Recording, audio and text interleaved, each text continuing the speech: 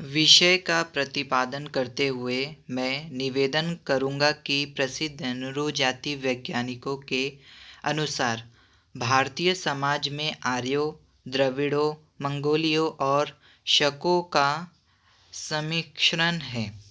ये जातियाँ देश देश से शताब्दियों पूर्व भारत पहुँची और अपने मूल देश की सांस्कृतिक विरासत के साथ यहाँ बस गई। तब इनकी स्थिति कबायली थी। यह अपने पूर्ववर्तियों को धकेल कर इस देश के अंग बन गए। इनके परस्पर सतत संपर्कों और संबंधों के कारण एक समन्वित संस्कृति का सूत्रपात हुआ। परंतु भारतीय समाज के विषय में यह बात कहना असंगत है कि वह विभिन्न जातियों का संकलन है।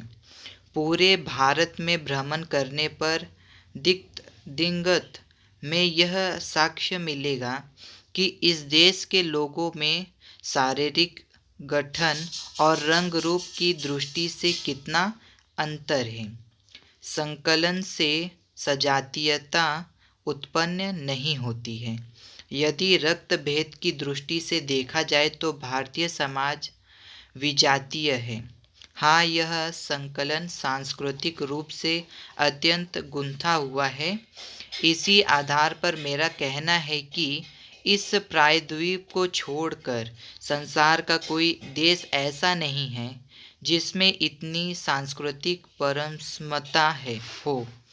हम केवल भौगोलिक दृष्टि से ही सुगठित नहीं हैं, बल्कि हमारी सुनिश्चित सांस्कृतिक एकता भी अविच्छिन्न और अटूट है, जो पूरे देश में चारों दिशाओं में व्याप्त संस्कृति एक रूपात के कारण जाति प्रथा इतनी विकराल समस्या बन गई है कि उसकी व्याख्या करना कठिन कार्य है।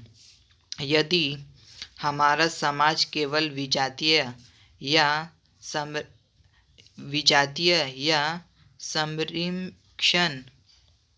समीक्षण भी होता तब भी कोई बात थी, किंतु यहाँ तो सजातीय समाज में भी जाति प्रथा घुसी हुई है।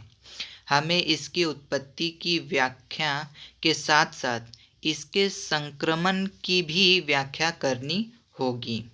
आगे विश्लेषण करने से पूर्व हमें जातीय तंत्र की प्रकृति पर भी विचार करना होगा। मैं नृजाति विज्ञान के कुछ विद्वानों की परिभाषाएं प्रस्तुत करना चाहता हूँ। पहला, जाति के संबंध में फ्रांसीसी विद्वान श्री सेनार का सिद्धांत है। तीव्र वंशानुगत आधार पर घनिष्ठ सहयोग, विशिष्ट पारंपरिक और स्वतंत्र संगठनों से युक्त, जिसमें एक मुखिया और पंचायत हो, उसकी समय समय पर बैठकें होती हों, कुछ उत्सवों पर मेले हों, एक सा व्यवसाय हो जिसका विशिष्ट संबंध रोटी बेटी व्यवहार से और समारोह अपमिश्रण से हो, और इसके सदस्य उसके अधिकार क्षेत्र से विनियमित होते हों, जिसका प्रभाव लचीला हो पर जो संबंध समुदाय पर प्रतिबंध और दंड लागू करने में सक्षम हो, और सबसे बढ़कर समूह से अपरिवर्तनीय। दूसरा, नेस्फील्ड जाति की परिभाषा इस प्रकार करते हैं: समुदाय का एक वर्ग जो दूसरे वर्ग से संबंध का बहिष्कार करता हो और अपने संप्रदाय को छोड़कर दूसरे के साथ शादी व्यवहार तथा खान पान से परहेज करता हो। तीसरा, सर एच रिजले के अनुसार जाति का आधार है जाति का अर्थ है परिवारों का या परिवार समूहों का संगठन जिसका साक्ष्य नाम हो, जो किसी खास पेशे से संबद्ध हो, जो एक से पौराणिक पूर्वजों पितरों के वंशज होने का दावा करता हो, एक जैसा व्यवसाय अपनाने पर बल देता हो और सजातीय समुदाय का हामी हो। चौथा, डॉक्टर केतकर ने जाति की परिभाषा इस प्रकार की है: दो लक्षणों वाला एक सामाजिक समूह। क, उसकी सदस्यता उन लोगों तक सीमित होती है जो जन्म से सदस्य होते हैं और जिनमें इस प्रकार जन्म लेने वाले लोग शामिल होते हैं। ख, कठोर सामाजिक कानून द्वारा सदस्य अपनी जाति से बाहर विवाह करने के लिए वर्जित किए जाते हैं। हमारे लिए इन परिभाषाओं की समीक्षा अत्यावश्यक है।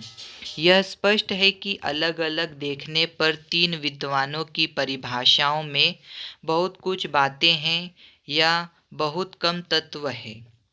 अकेले देखने में कोई भी परिभाषा पूर्ण नहीं और मूल भाव किसी में भी नहीं है। उन सब ने एक भूल की है कि उन्होंने जातीय को एक स्वतंत्र तत्व माना है, उसे समग्र तंत्र के एक अंग के रूप में नहीं लिया है। फिर भी सारी परिभाषाएं एक दूसरे की पूरक हैं, तो तथ्य एक विद्वान ने छोड़ दिया है, उसे दूसरे ने दर्शाया है। मैं केवल उन सूत्रों पर विचार रखूंगा और उनका मूल्यांकन करूंगा जो उपयुक्त परिभाषाओं के अनुसार सभी जातियों में समान रूप से पाए जाते हैं, जो जाति की खासियत मानी जाती है। धन्यवाद।